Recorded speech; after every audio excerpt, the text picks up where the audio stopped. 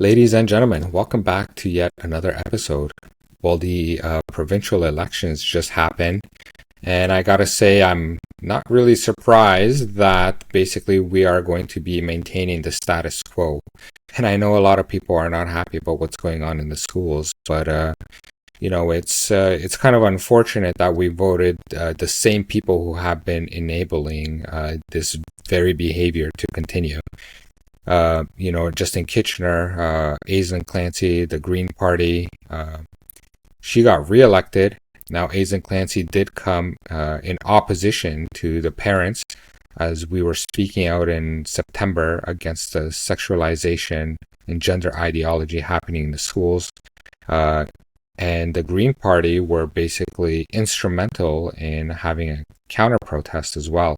So I linked that video. It's on the YouTube channel. You can have a look at that. I've spoken to Aislinn Clancy, and unfortunately, I'm under the impression that the more vulnerable people, there are, and they do say, we care about mental health, and the LGBTQ has mental health problems, and we think that it's, they're a minority, etc., etc. I think in their opinion, it's a feature, not a flaw, because it turns people who are desperate into voters, and then you can promise them access to what they call life saving affirmation care, which is really just access to self-destruction. But it's a play on words to trick people what they're getting, and it just creates their voter base.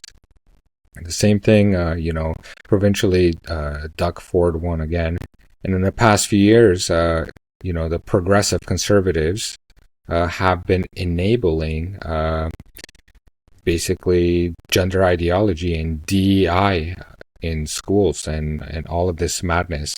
Now, I just did a video, School to Medical Pathways, and, under their leadership, this stuff solidified and it actually grew.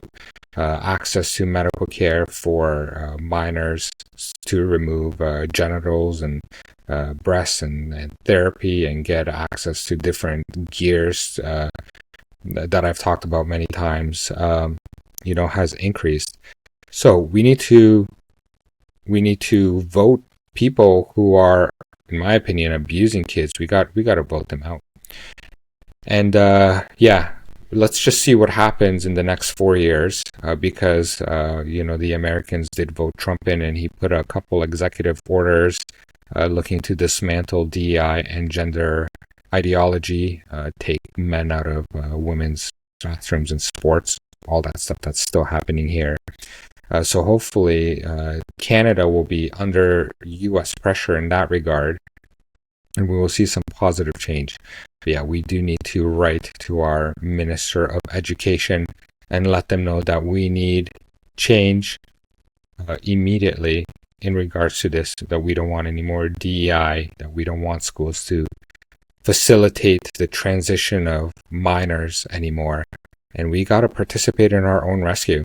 And if we don't like the politicians and how they're behaving, to be honest, they are desperate enough to do whatever it takes to win our votes and stay in power. So you got to make them earn it.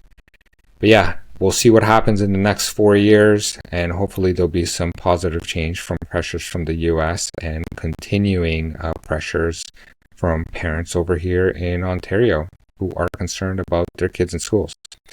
All right, until next time, take care.